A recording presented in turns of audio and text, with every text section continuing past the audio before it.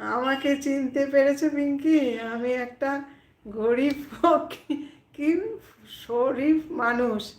তোমাকে লাইফে আগে তোমার লাইফে আগে যেতাম, এখন হয়তো যেতে পারি না, এখন শরীর খারাপ। ভাই তুমি কি করে যাবে?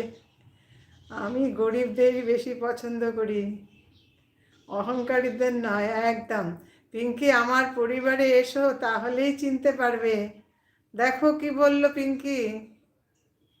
পিঙ্কিকে ভিডিও ভিডিও দেখা, পিঙ্কিকা ভিডিও দেখা। আচ্ছা ঠিক আছে ঠিক আছে, বুঝলে পিঙ্কি?